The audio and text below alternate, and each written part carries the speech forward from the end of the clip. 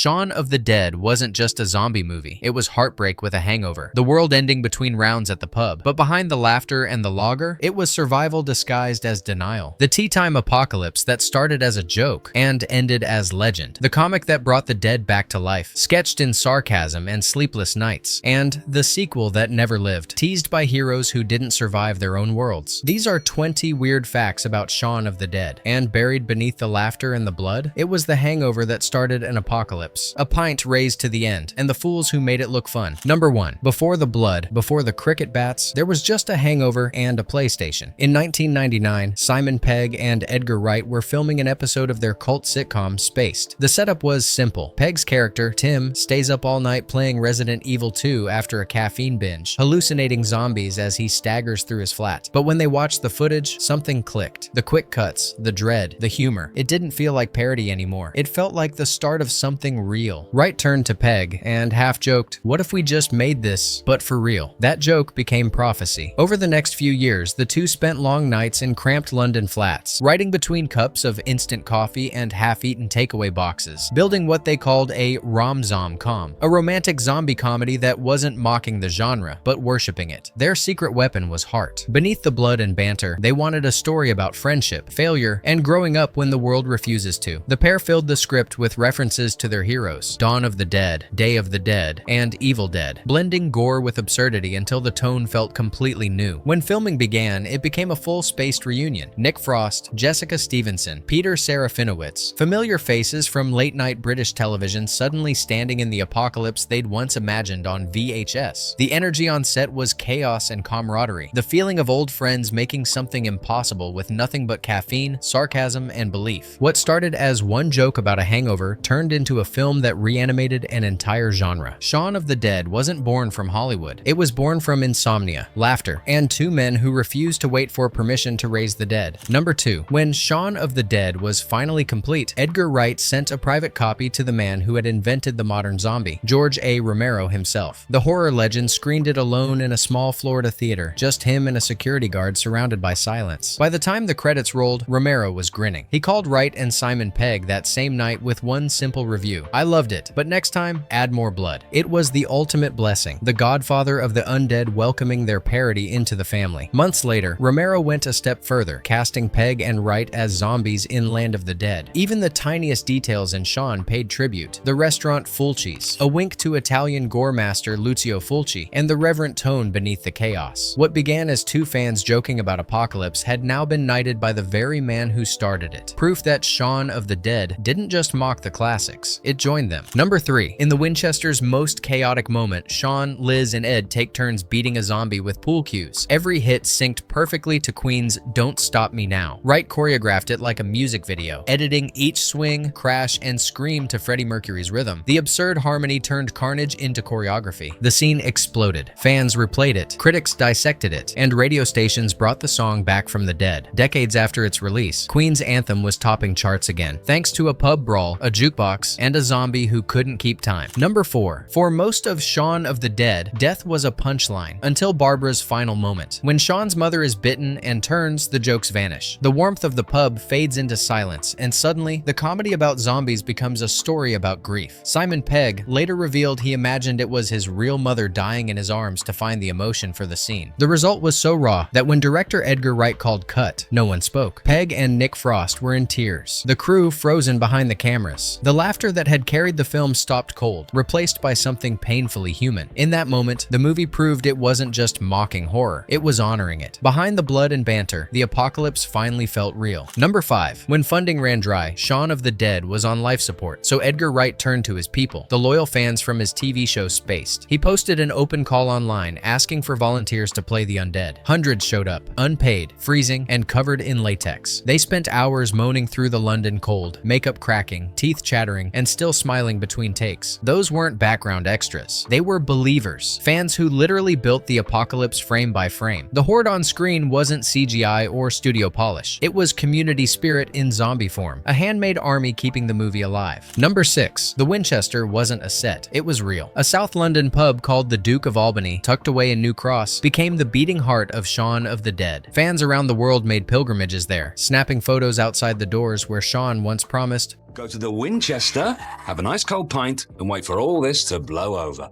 For a while, the bar became sacred ground, a pint glass frozen in movie history. But legends can't pay rent. A few years later, the real Winchester closed its doors and was converted into apartments. The place where humanity made its last stand became someone's living room. Still, the myth refuses to die. Fans keep visiting the spot, leaving beer cans, notes, and quotes on the brick where the door once stood. The pub may be gone, but in every rewatch, the Winchester still pours one last round. Number 7. Before it was a trilogy, it was a hangover cure. Edgar Wright slipped a red strawberry cornetto into Shaun of the Dead as an inside joke. His go-to recovery snack after a night of drinking. Mint for the stomach, sugar for survival. No plan, no meaning. Just a wink from the director hiding in the rubble of the apocalypse. But fans don't miss much. 3 years later, Hot Fuzz dropped a blue cornetto. Cool and crisp like the cops chasing chaos. Then, The World's End closed the circle with green mint. Aliens, nostalgia, and midlife meltdowns rolled into one last pint. Somewhere between laughter and hangovers, the Three Flavors Cornetto trilogy was born. 3 films, 3 flavors, 1 accidental masterpiece. A joke so small it built a universe and melted its way into movie history. Number 8. Before the first zombie ever staggered on screen, Shaun of the Dead was already dying. Midway through pre-production, the film's main backer, Film 4, collapsed, taking the entire budget with it. Overnight, the project was dead. No studio, no payroll, no hope. Edgar Wright refused to give up. He turned down every TV job offered to him, terrified that one detour would bury the movie forever.